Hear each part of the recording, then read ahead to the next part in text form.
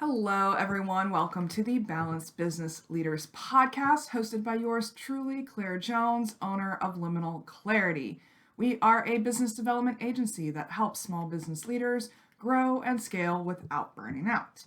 So, this is the next podcast in a series where we will be discussing the various trials and tribulations that led me to creating my 3 pillars of business success, a framework that represents the foundational systems that contribute to sustainable business growth. If you're interested in learning more, please join us in our free Balanced Business Leaders Facebook group at facebook.com/groups/balanced business leaders. Ready? All right, let's dive in.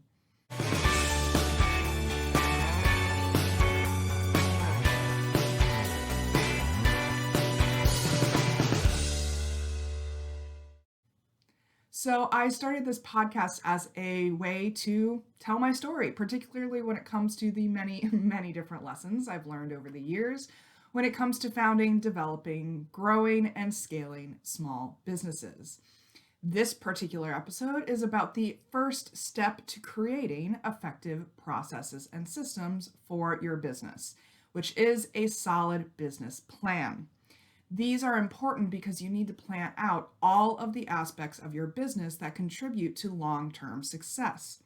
To give you a little bit of background, my first business plan that I ever made was part of a capstone project that was required for the Art and Business Semester program that I did as part of my abroad education during my junior year of college.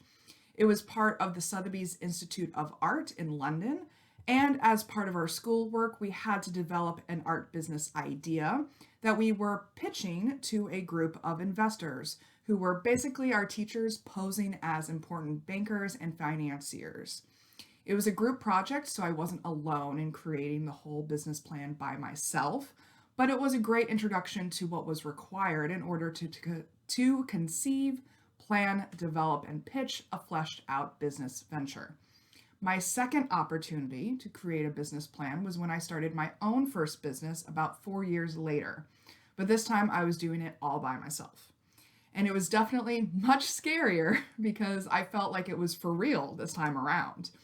But I was well armed with my research skills, and I looked to Google in order to figure it out.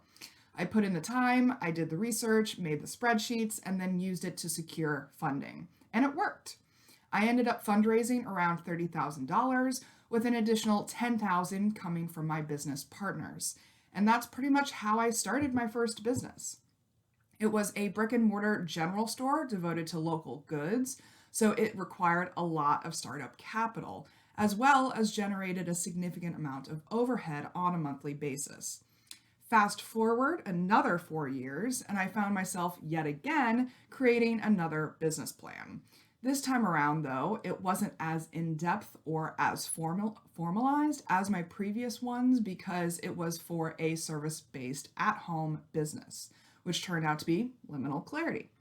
For my current business, I didn't need to develop the business plan as comprehensively because I knew that my overhead expenses and operational needs would be minimal as a home-based business. So I set up the processes and procedures that I knew would be necessary and left the rest for later on. This is all to illustrate that a business plan serves several purposes. It can help convince investors or lenders to finance your business, and it can also persuade partners or key employees to join your company.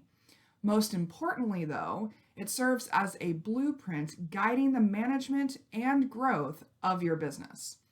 Writing a business plan is an opportunity to carefully think through every step of your company so that you can prepare for success. This is your chance to discover any weaknesses in your business idea, identify opportunities you may not have considered, and plan how you will deal with the challenges that are likely to arise. Be honest with yourself as you work through your business plan. Do not gloss over potential problems. Instead, figure out solutions. A good business plan is clear and concise. A person outside your industry should be able to understand it. Avoid overusing industry jargon or terminology. Most of the time involved in writing your plan should be spent researching and thinking.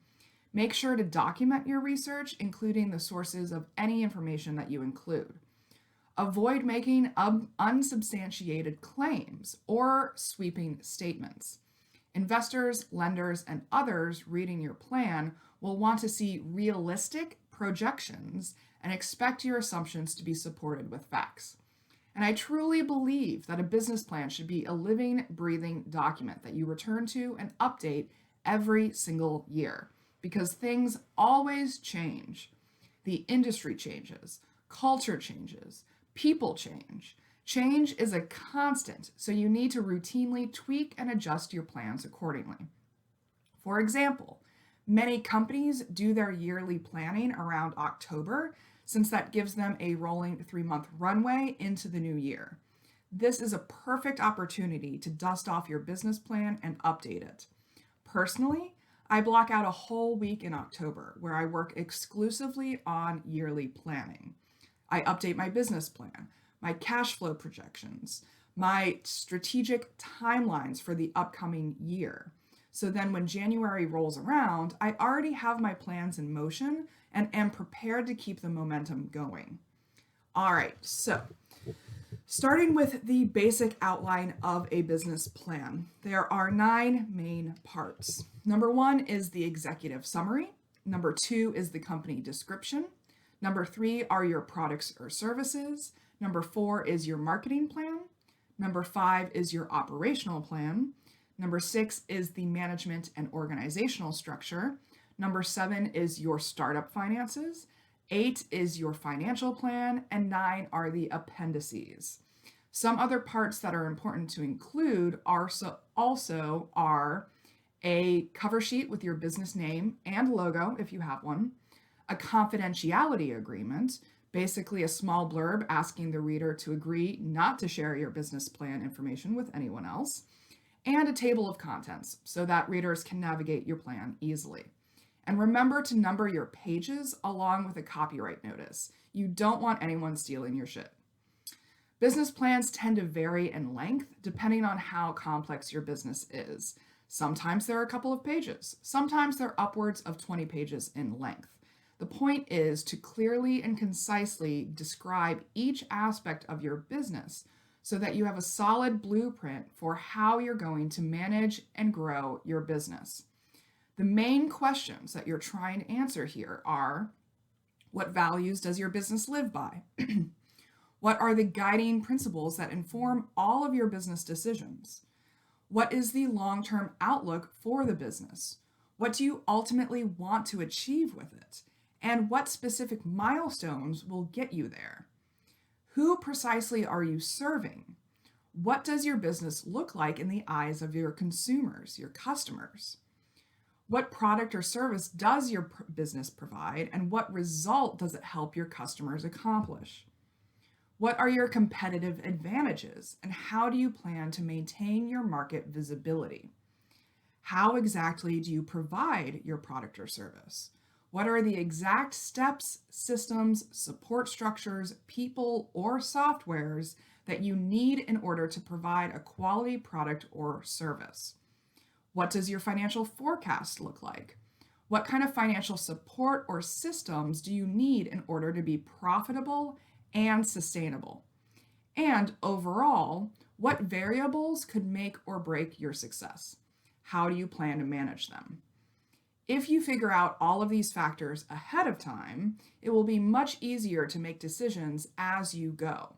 A business plan represents your overarching strategy so that you can better align your daily, weekly, monthly, and quarterly action items with your long-term goals. Whenever you're trying to decide whether to go in this direction or that, you can return to your business plan and use it as a guide. Only if you know where your business is going can you know why the specific behaviors, actions, or activities are important. Instead of getting stuck in a guessing game where you spend too much of your time throwing spaghetti at the wall to see what sticks, a solid business plan will help you better prioritize where you and your team invest your time, money, and energy. And like I mentioned before, business plans can be created or updated at any point in time. I've worked with business plan programs with some clients who have been in business for 2 months, 10 years, and 55 years. The common denominator was that they were looking for clarity. They were looking for a specific plan to grow their business in one way or another. They had a vague idea of where they wanted their business to go, but didn't know exactly how to get there. So instead of a guessing game in a game of trial and error, they made a business plan to guide their actions. Some people call this a hedgehog idea. If you haven't already, I highly recommend that you go check out a book called Good to Great by Jim Collins. In it, he presents decades of research into why some companies go from mediocrity to greatness and some don't. One of the key factors, he asserts, is this idea of a hedgehog concept. It comes from Isaiah Berlin's famous essay called The Hedgehog and the Fox. In it, Berlin divided the world into hedgehogs and foxes based upon the ancient Greek parable. The fox knows many things, but the hedgehog knows one big thing. As Colin explains, the fox is a cunning creature, able to devise a myriad of complex strategies for sneak attacks upon the hedgehog. Day in and day out, the fox circles around the hedgehog's den, waiting for the perfect moment to pounce. Whenever the fox does get an opportunity to attack the hedgehog, however, the hedgehog simply becomes a sphere of sharp spikes, pointing outward in all directions. Each day, some version of this battle between the hedgehog and the fox takes place. And despite the greater cunning of the fox, the hedgehog always wins. Berlin, in his essay, divides people into the same two categories, foxes and hedgehogs. Foxes pursue many ends at the same time and see the world in all of its complexity. They are scattered or diffused, moving on many levels, says Berlin, never integrating their thinking into one overall concept or unifying vision. Hedgehogs, on the other hand, simplify a complex world into a single organizing idea, a basic principle or concept that unifies and guides everything. For the hedgehog, anything that does not somehow relate to the hedgehog idea holds no relevance. And they're very successful as a result. That's what a business plan can be. It can document your business's hedgehog idea, an idea that will unify and guide everything you do. So next time, we'll be going more in depth into the second step of processes and systems, business finances. I hope to interweave my personal experiences with the business lessons I've learned along the way so that I can paint a full picture for you guys. And please let me know what you think. I am always open to feedback and love connecting with my audiences.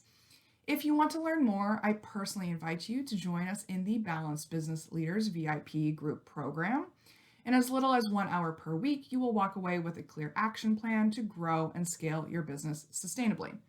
Please visit linktree/liminalclarity for more information. You can find the episode outline, video recording, and transcript download below. And until next time, I love you all, take care, and I hope you have a good day wherever you are.